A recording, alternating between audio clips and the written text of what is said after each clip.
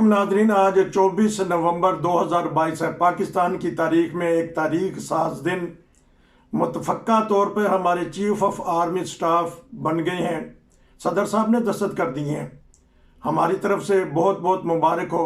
अल्लाह करे कि पाकिस्तान की फ़ौज पहले की तरह अपने मुल्क, दिफाई मुल्क और इंसानियत की खिदमत और बैनुल-अक़वामी तौर पे बहुत शोहरत याफ्ता है। ऐसे ही आगे वो बढ़ते चले जाएं। हमारे साथ हैं अब्दुल बासित साहब। 10 दिन पहले इन्होंने बता दिया था कि जनरल आसिम मुनीर साहब ही बनेंगे चीफ ऑफ आर्मी स्टाफ। क्यों बनेंगे, इनके पास चलता हूँ। जी बताइएगा, आपने किस तरह ये अंदाज़ा लगा लिया था?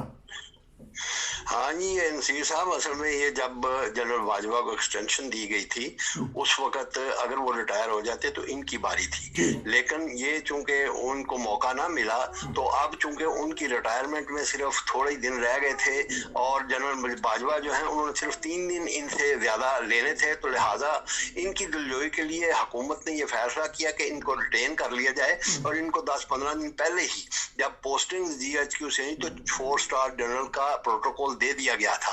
तो वो अमूमन उसको दिया जाता है जिसको chief of the army staff बनाना हो। तो इस लिहाज से मेरा अंदाजा था कि इनकी दिलजोई के लिए इनको जो है चीफ ऑफ स्टाफ बनाया जाएगा, क्योंकि इनको 4 स्टार जनरल का प्रोटोकॉल दे दिया गया था और वही किया है कि काबीना ने जो है इनकी रिटेंशन की मंजूरी दे दी। और दूसरी नंबर पे जो है चेयरमैन जॉइंट स्टाफ कमेटी के जो हैं उनको जनरल मिर्जा को बना दिया गया है और दोनों जो हैं वो ईवान सदर अब चले गए और मुतफिका तौर पर मंजूरी दी गई है और इमरान खान ने भी इस पे कोई एतराज नहीं किया है। आपने कहा कि दिलजोई हमारी ज़रूरत है कि दिलजोई है? ये जरूरत भी थी, दिलजोई से जाहिर है जो आदमी जो है उसका हक उसको मिल जाए तो ज्यादा दिलजमी से काम करता है और ज्यादा बेहतर होता है। और वैसे भी माशाल्लाह ये चूंकि हाफिज भी हैं, इसका मतलब है कि ये रासुल अकीदा मुसलमान है।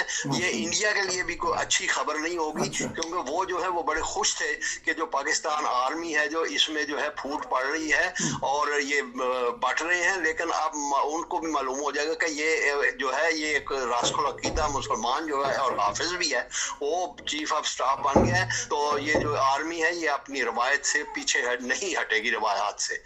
बड़ी खुशी की बात है माशाल्लाह। हाफिज कुरान है, अल्लाह करे कि वो कुरान और सुन्नत के मुताबिक जो भी पाकिस्तान में के कवानीन बने जाएं उसके ऊपर अमल करवाने वाले बने।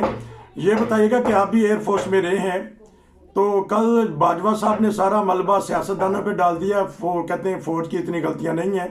हमने सुकूत ढाका भी देखा है, हमने कारगिल भी देखा है, हमने दूसरे मामलात में भी देखे हैं। तो क्या कहेंगे आप बासियत एक एयरफोर्स के मेंबर होने के? बात ये है कि उन्होंने जो बात की है वो एक तो मेरा ख्याल था कि 50 साल बाद करने की इसकी कोई खास जरूरत नहीं थी, लेकिन जो बात उन्होंने की है उसमें थोड़ी सी हकीकत भी ये है कि ये जो हमारे सियासतदान थे ये जो है इन्होंने अपना हक जो है उनको नहीं दिया है। क्योंकि मैं इस बात के हामी था कि जब उन्होंने उसको मुजीबुर रहमान को मिल गई थी जो है असम्बली में ज्यादा सीटें, तो उनको जो है वो वज़ीर-ए-आज़म बना देना चाहिए था। चूंकि ये इन्होंने नहीं किया था, लिहाजा सियासतदानों की भी इसमें बड़ी गलती है।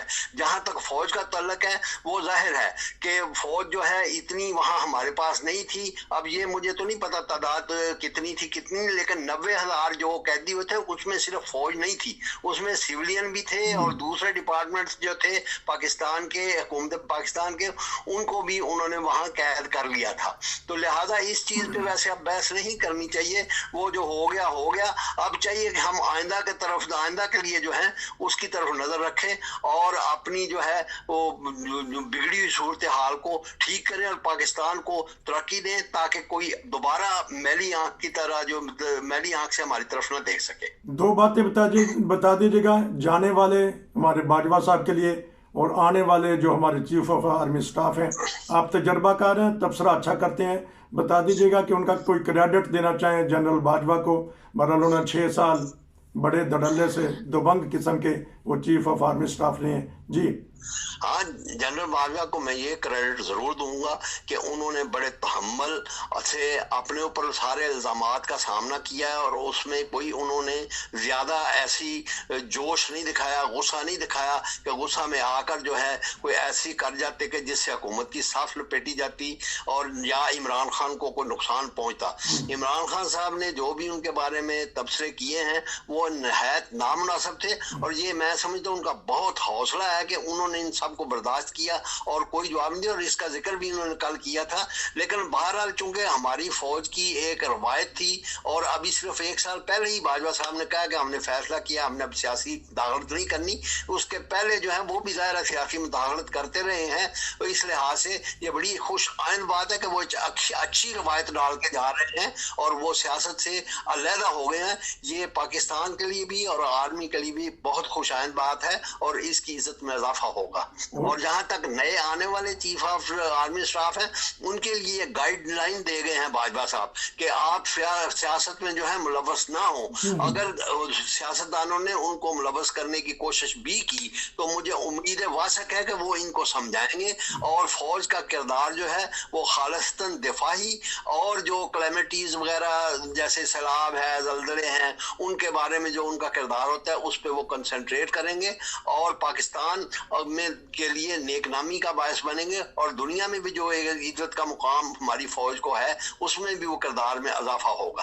क्या ये इमरान खान को वापस असम्बली में लेके आ सकते हैं, क्योंकि एक गुलदस्ता है कौमी असम्बली, फूल इधर उधर बिखरे हुए हैं, तो कोई ऐसा मोर्चा भी हो सकता है कि आपस में बैठ जाएं और जो हमारे मामलात हैं उसका हल निकले ताकि जो अवाम बेचारे गरीब हैं उनके लिए कोई बेहतर हो सके। ये तो मेरा नहीं ख्याल कि वो असेंबली में वापस आएंगे क्योंकि उनके इर्द गिर्द जो लोग जमा हैं जैसे शेख रशीद है या फवाद चौधरी है वो इन चीज़ों को नहीं होने देंगे। लेकिन अगर आ जाए तो बहुत अच्छा। लेकिन मेरा ख्याल ये है कि अब हुकूमत जो है वो भी होश के नाखुन ले और उनके साथ बैठकर मुज़ाकरात कर ले और दोनों पार्टियां जो हैं आपस में मिलकर इलेक्शन की नई तारीख का जो है उस पर मुत्तफिक हो जाए और खा वो अब अगले साल हो या 3 में बाद हो या 6 में बाद हो, ताकि मुल्क जो है उसमें से स्टेबिलिटी आए और मुल्क में जो है गैर जो सियासी बातें हो रही हैं और जो फौज को बार बार वार करने की बातें हो रही उसका भी कला कमा हो जाएगा और जो लोग सरमायाकारी के लिए नहीं आ रहे हैं क्योंकि इंस्टेबिलिटी है, हालात ठीक नहीं है, उनको भी हौसला मिलेगा और हमारी इकानमी जो है उसको एक सिमत मिल जाएगी। क्योंकि आप एयरफोर्स में रहे हैं, हमारे तीनों जो बहरी, बर्री और एयरफोर्स यकीनन आज बहुत खुश होंगे, उनके जो मेंबरान हैं, जो उनके अफसरान हैं, आप अफसर रहे हैं, तो कोई एक आधी बात बताना चाहें, बस ये जो रिटायर आप ऑफिसर रहे हैं एयरफोर्स के।